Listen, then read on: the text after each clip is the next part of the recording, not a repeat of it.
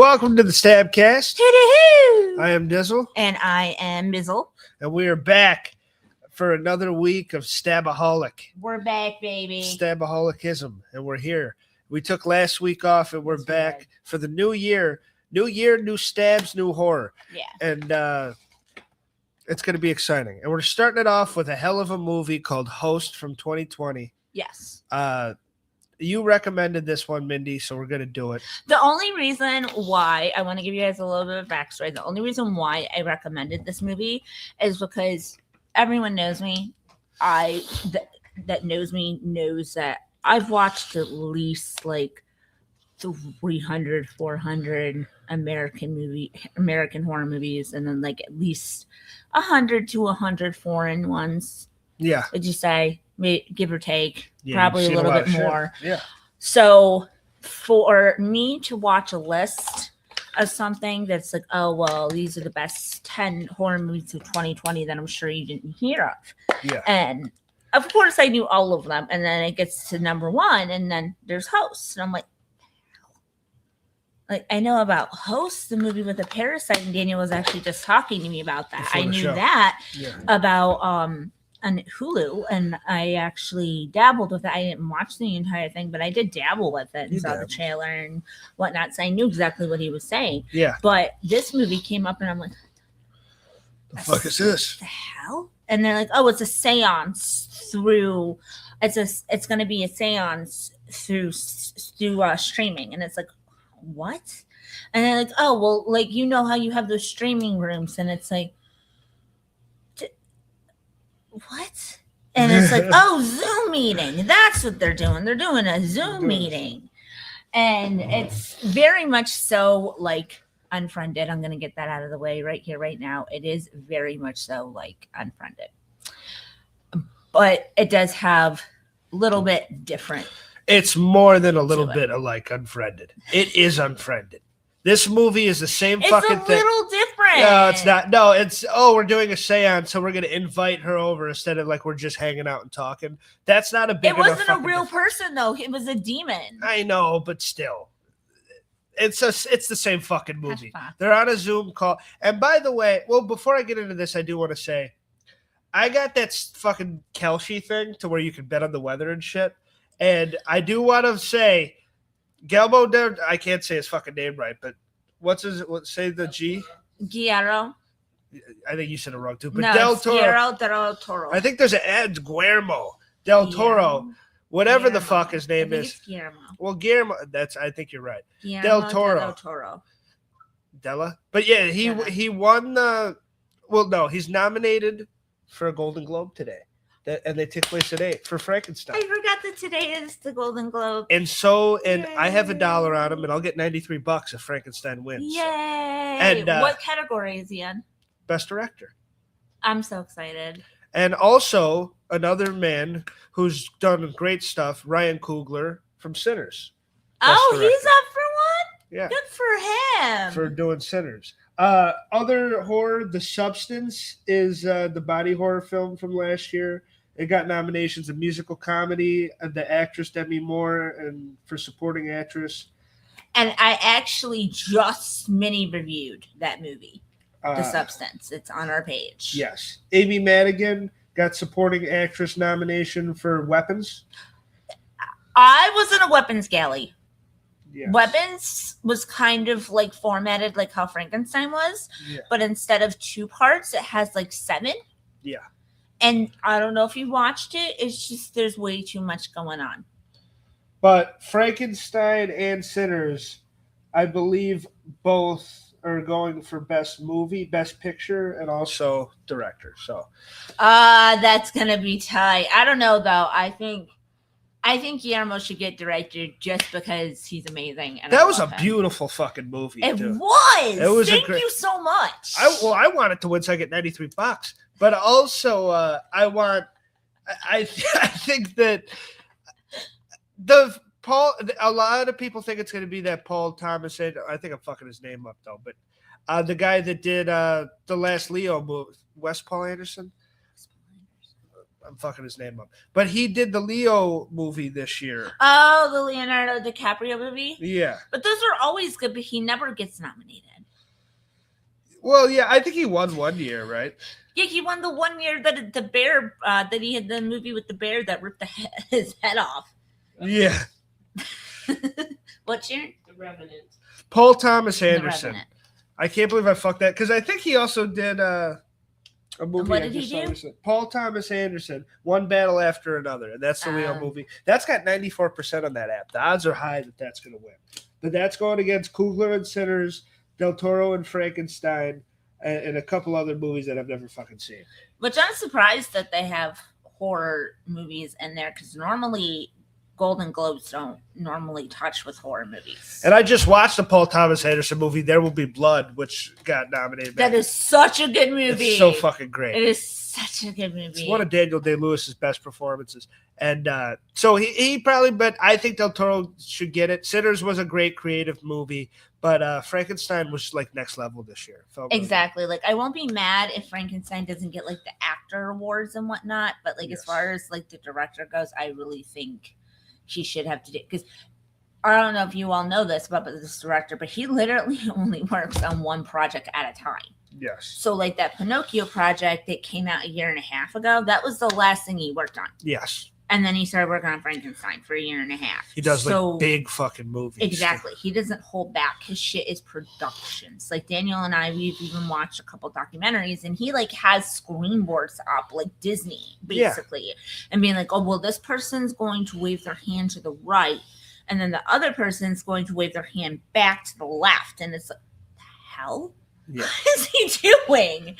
Like, that's just the director that he is. So yeah, I think he deserves it, but also like everybody that gets nominated deserves it. I hate I don't like those, and I understand I'm a what if guy too, or like, oh, this one, but everybody that gets nominated for a movie and everybody that puts their, even us just being huge fans and kind of aspiring people that have like, we've tried to work on writing shit and it's very hard. That stuff is hard. So if you get something good enough and you get nominated for something, you probably fucking deserve it. Because of the amount of work. I know in 10 years we're going to be watching AI fucking westerns and horror movies, and it's going to be no work put into it. You're going to type in 8 people get stabbed, and that's what happens. Be nice to us, okay? We're hoping for a career in this industry here to make it seem like we're only doing robot shit. Well, I seem to have a fucking grip on AI. I made a couple of videos I'm going to show you later. Oh, cool. It's fucking hilarious.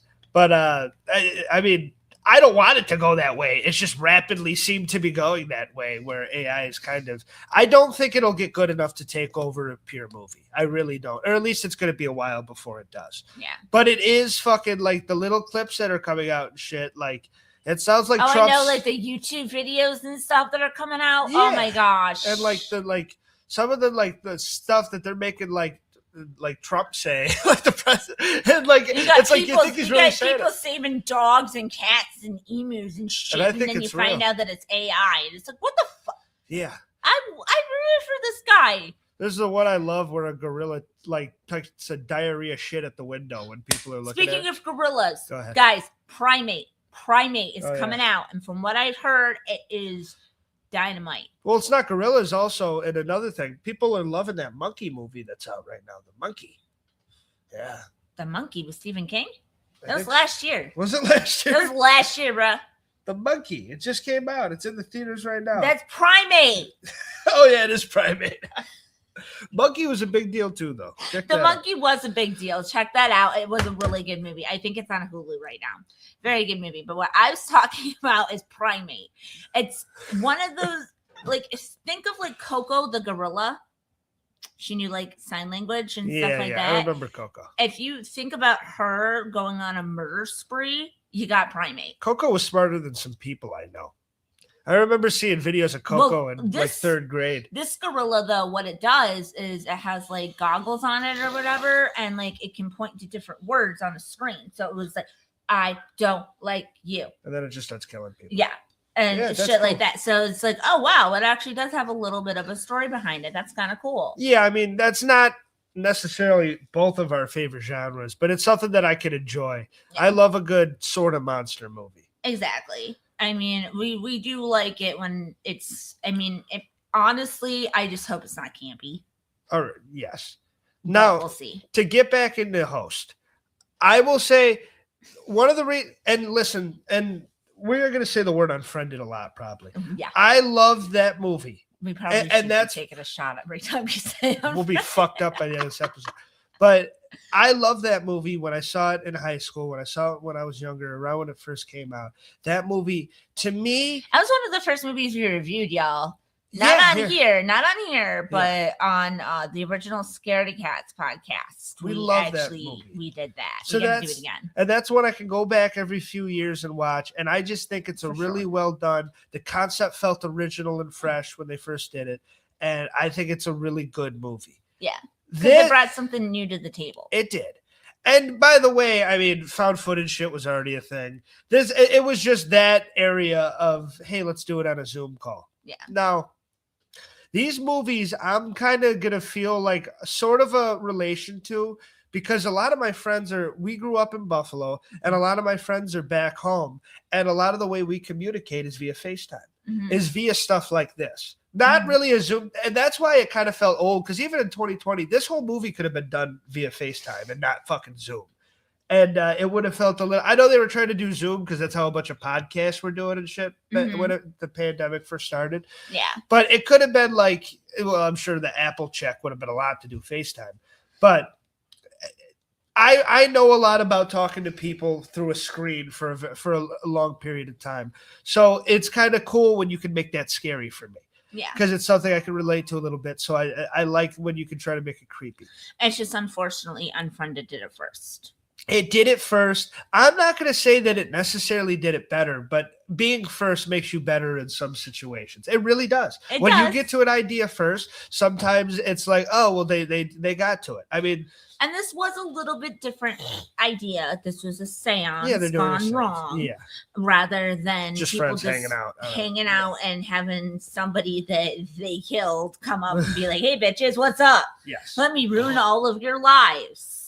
So, I mean, and that was kind of cool that they actually deviated from that, because I really thought that once they started going and closing their eyes and shit, that there was bound to be somebody that they pissed off. But that's what I thought was going to happen. Not that they were going to fucking make it up. It is cool. The only thing that hurts this movie with having Unfriended out as well is Unfriended, more of a charming cast. Better actors, it kind of feels like, in my opinion. Even though they were teenagers. Yes, but everybody was like charming and felt genuine and felt real, and it was great. This is good, and everybody's trying, and all the girls are, and I thought Teddy was like kind of a breath of humor, but not too much. Emma was a little cutie pie. Yes. I did enjoy the cast, but that is a more charming cast. To me, I think it's got a better backstory because the whole of the girl that killed herself, that they're all kind of mourning, but they're revealing things that they fucked her up. You have more of a plot going on throughout the whole movie, whereas this one feels like, all right, seance, okay, a bunch of creepy shit's happening. Yeah, it's more so like in Unfriended, they're focusing on the friends and their secrets. Yeah. Not really their weaknesses, but their secrets. Yeah. And that's how they're destroying them one by one. And in this movie, it's more about taking away their security, making them feel the suspense, making them feel like they have somebody touching their shoulder. Yeah. Or flickering a light or doing something like that. Both equally could be very scary, honestly, depending on the situation. I think this is scarier. And I think this is the one thing I will give it, is that I think that this is a scarier movie, and the shit that goes down. Maybe Unfriended's a little more like Shanita. Unfriended's a little more holy shit, like what's happening. Yeah. But this was a little more like the scenes are like genuinely creepy when they happen. Oh god, when she had the selfie step. Oh my god, I'm not even gonna get into that real quick. We're gonna mosey our way back into it. I do think that this one relies on traditional ghost shit way too fucking much. And I know it's a demon, not a ghost, but it relies on that shit. Like that bitch fucking falls back in her chair like 4 times. That Haley, where it's fucking and it but fucking, like the director said, because I watched stuff with the director. Yeah, you watched the documentary. Haley, she had screwed around with seances a few different times, and she actually said that in the beginning of the movie, that she had done this a few different times, and every time she's done it, there's always been some sort of experience to go along with it. Yeah. So the director was like, if you guys notice when she's going through the room, like the door that opens out of nowhere, the lights that go out of nowhere, just like certain things that happen in her apartment before she even opens up the Zoom meeting, you need to know that she's already invited that darkness into her life. Yeah. She's already like invited it in and have given it a little home, basically. So, I mean, Haley was kind of screwed from the beginning. Now, unfortunately, I watched this 3 times, Mindy. So did I. Well, you're not going to be as proud of me when I say this. Why does Haley want this to happen so much? Because Haley is a thrill seeker. Yeah, that's what it is. She's a thrill seeker. She's done the seance thing so many different times. Okay. She thinks it'll be a fun bonding experience. I mean, they're inside, for God's sakes. It's quarantine. They have nothing to do. Yeah. But I'm sitting there like, okay, did somebody die? Like, I'm like, every time I'm watching it a couple times, and I'm like, on the 3rd time, I'm like, there's no way I just missed a fucking backstory. And then, like, if I do, I'm like, Mindy can call me an idiot later. Why the fuck does she want like this to happen? So because she's pissed at the beginning when everybody's like, oh, boogity boogity, and she's like, take it seriously. Well, yeah, and she was pissed throughout the entire movie that they weren't taking it seriously. I mean, when Gemma made up, because what happens is the medium comes into the room and everything, and everyone's screwing around and whatnot. But you get this one girl named Gemma, and she comes out of nowhere and gives a spirit like a name and a face and a backstory, and then it turns out that she's messing around with everybody. Yeah, and it's like, no, you don't do that. Because that means something else can take that person's place. It's basically creating a mask. And Haley got so fucking mad at her, too. Yeah, because she screwed it up. Because that's basically creating a mask for a different entity to come forward. And that's what happened to them.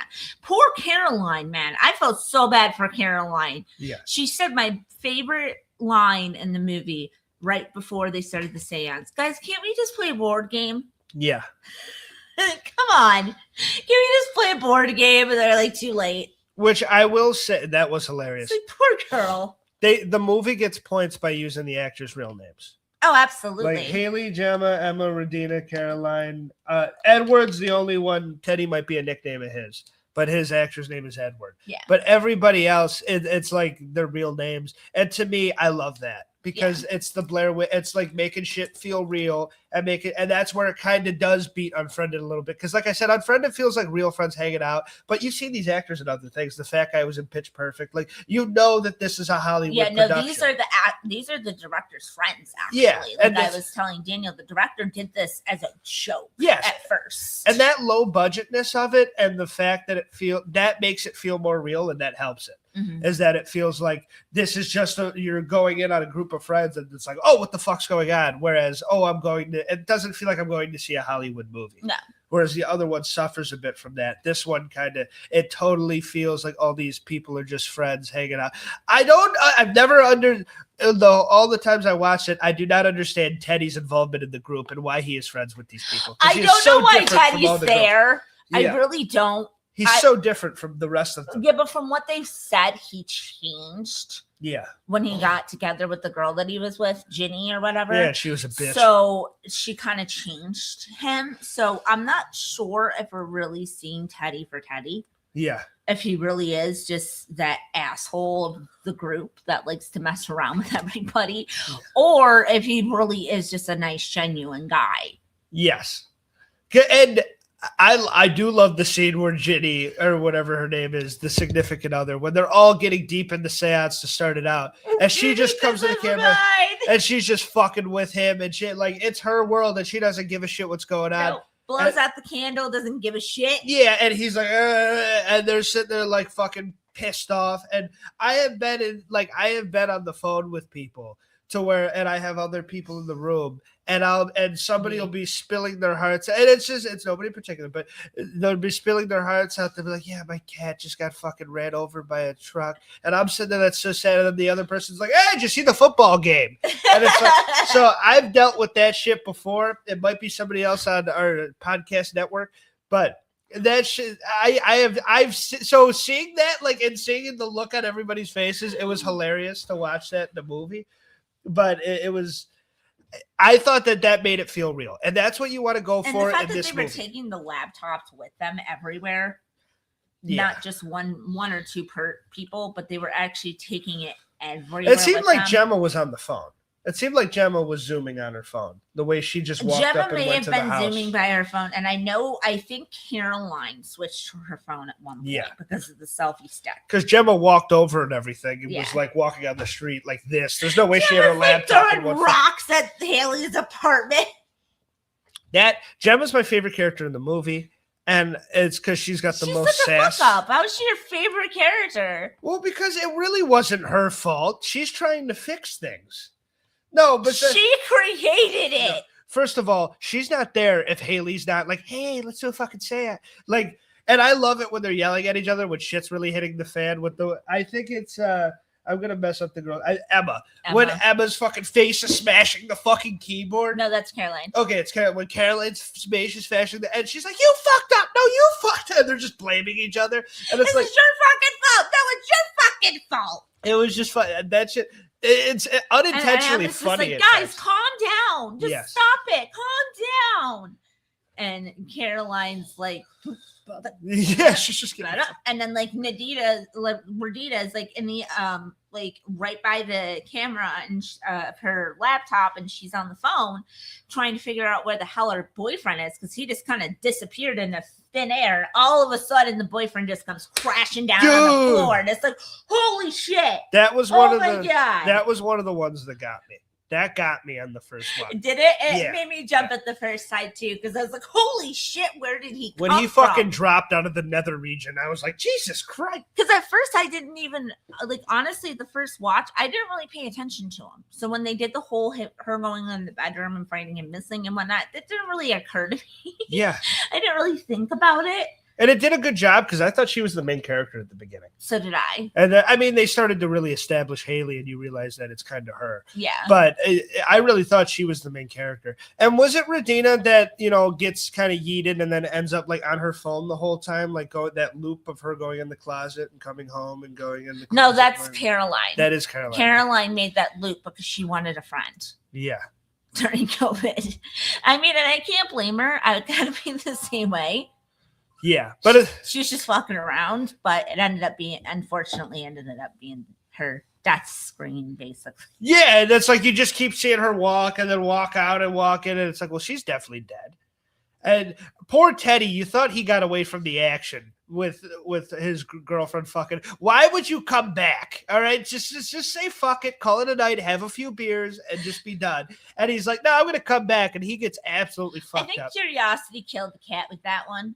Yeah. I mean, and like Daniel said, he could have remained gone and been completely fine. And I would have kind of liked that for the movie. I love it when a guy just shows up. Fucked around, because he already really fucked around with the entire process and didn't take anything seriously. Yeah. So, and his girlfriend was the one that like blew out his candle and everything. They weren't respecting the spirits or anything like that. So I feel like he really could have just stayed away and saved himself and her. Yeah, he was good. The moment he went back, it's like that Jack malevolent demon was like, oh, new fresh meat. Yeah. And they fucked with me. Let's go. 100%. Like, not only are they fresh, but they screwed with me too. Yes. And it's like, oh God, why? And like Emma, I really liked her. I enjoyed her performance. But honey, stop screaming for people to get out of the house when you're not even getting out of your own house. Yeah. Like, I understand there's something there blocking you. Like, she threw the blanket up, and that was kind of cool. That was kind of like a Conjuring. Yeah. Like a nod to the Conjuring. It was. That's just the way I felt about it. And then she had like, which is a nod to the Invisible Man. She had like put flour everywhere. Yeah. To see where he see where the entity was walking and everything. So she was very smart. That's what I liked about her. She was a very smart young lady, but she needed to get the hell out. Yeah. Instead of yelling at everybody. Yeah. She needed to leave.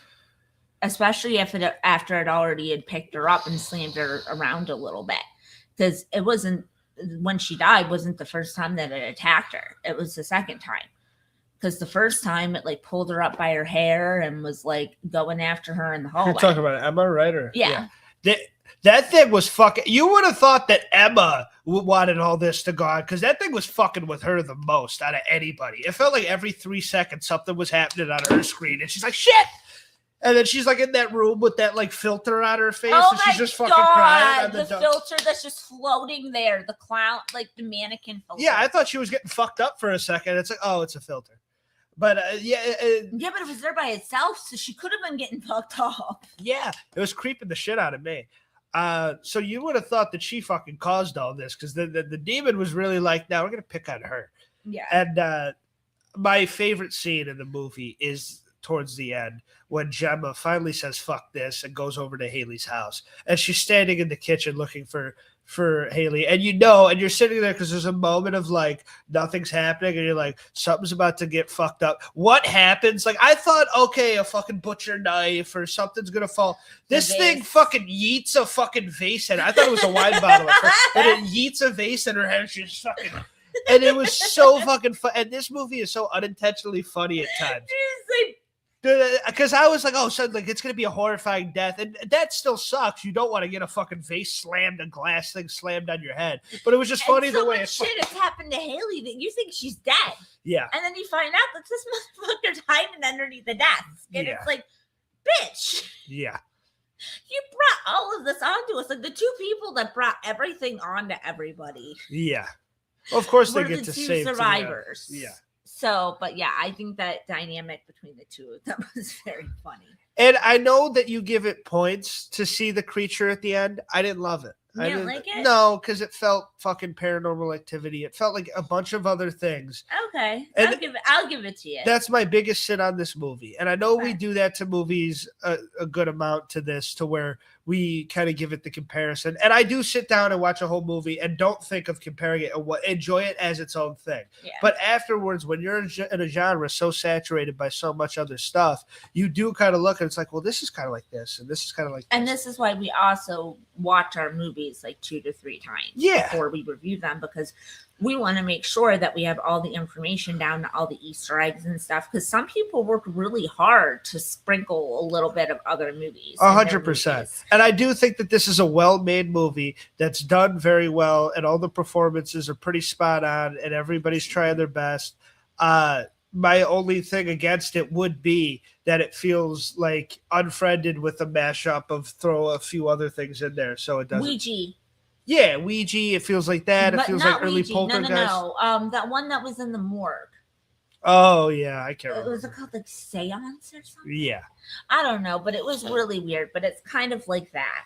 But it is a fun, and listen, in today's fucking era, thank God, because in today's era, it's not Mindy's Lighting Corner, it's Daniel's fucking or Dizzle's fucking time corner, and the runtime on some of these movies, and the horror's pretty good at doing a chef's kiss, a nice hour and a half, 2 hours. Except Sinners. Sinners was a little too ridiculous. Weapons, a little too ridiculous. In today's era of the Snyder Cut and everything needed to be fucking 3.5 hours, I am so happy to sit down for an hour and watch a movie. But it's done. Fuck yeah! I can go 58 minutes, 60 seconds. I can go out about my day. Like it doesn't fucking overstay its welcome. It doesn't last too long. When it ends, it feels like the right ending. It doesn't feel rushed for being an hour.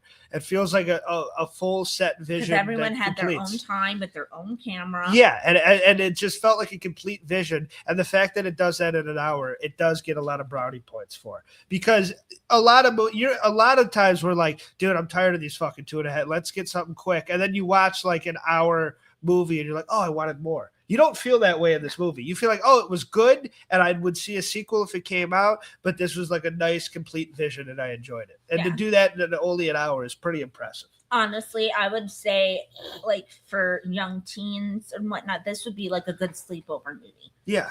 for you to have with your buddies. It's not that inappropriate. No, when you're hanging out with your friends and you're all like having a beer, you ordered a couple pizzas, and you're like, let's watch something spooky.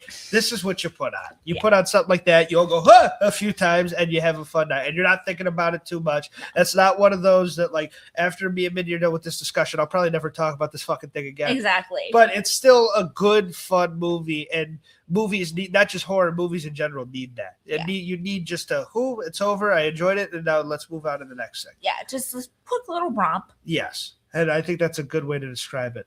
I mean, I kind of already talked about my favorite kills, because I love the wine bottle. I love the face smashing onto the keyboard. And like you said, I love the fucking body dropping. Was it Ginny that got fucking dunked in the pool a few times? I enjoyed Ginny was the one that got her neck snapped and got thrown into the pool. That was fantastic, too. Teddy getting lit on fire. This is, if you're a kill guy. I was a sucker for Emma's killing, because she's so hard to get everybody out of their house. And then the moment she gets out, she fucking falls to her death. And it's like, oh, she wasn't even the final girl. Poor thing. That's why you don't follow your own because she got faked out by like 2 different people of being the final girls. Like, and they just disappeared. So you're like, oh well, they might be dead. 100%. And then they weren't. Like, I thought Gemma and Haley were dead like at least like 30 minutes before I found out that they weren't. So. All right. Let's give it a rating. All right. Out of 10 internet demons, I'm going to give it, which they say to stay off the dark web, stay off the dark Zoom too. And don't do it fucking. This is just like Pulse that we do. Yeah, well, and how many, whenever it's a movie like this, that it's like, oh, they danced on a grave, or oh, they fucking walked under a ladder. Grave Dancers is a great movie. I know, but it's like, don't do it. And like, don't fucking do it, and maybe you won't get fucked up. It's kind of like that song in Heather's Teenage Suicide, Don't Do It. Yeah, that's a good movie, too.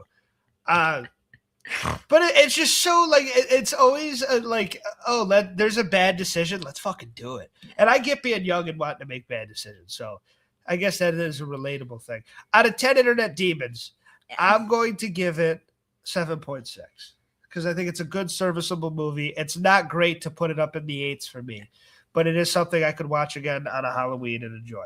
I was going to go with 7.7. Okay. Just because I really liked the haunted music box thing, and I wish they would have dabbled in that a little bit more. Yeah. But I just really enjoyed the kills. I thought the kills were just really, really, really fun. And whoever it was used their environment very, very well. Yes. And also, I give a big credit to the director and the actors just from seeing the behind-the-scenes stuff, because all of the stunts and everything, remember, it was COVID. No one could be around anybody. Yeah. So all of those stunts, those people had to do themselves. Yeah. They just got the materials to do it and got directed on how to do it. Yeah. But technically, the people of Host had to do everything on their own. That's and crazy. I do think that that's pretty nuts. Yeah, it's impressive that they had to do everything all in one. That's kind of like Fall. You know how Fall, they had to do everything on their own. It's kind of like that. I like movies where it relies on a fraction of people. Yeah, it's not a big production, and that's the beauty of low budget too. Yeah. But 100%, I agree. All right, next week we're going to be doing, if you have HBO Max, check it out and come join us. We're going to be doing I Saw the TV Glow, which has one of my favorites, that kid from The Quarry. He played Ryan in The Quarry. Why am I forgetting his name now? But I forgot his name now too. He was in that Dungeons & Dragons movie too. He's a big fuck. Justice Smith. Smith. And one of my fucking, who would have thought I would see him in a movie in 2025? Well, this is 2024, but Fred Durst of Limp Bizkit is in this film, so I'm sure it's going to be quality. Oh, my God. That's like when we watched We Summon the Darkness and we found out that freaking Jackass guy was in it. Yeah. Well, Fred Durst Johnny is a Jackass. Knoxville. I think it's going to be a fun watch, and it'll be a fun review, and we'll see everybody for another Spooky Sunday next week. Make sure you like, subscribe, do all that bullshit, and we will be back. And join us on TikTok, join us on YouTube. And Join me in the shower. We'll see everybody next week. Have a good one. Thank you. Goodbye.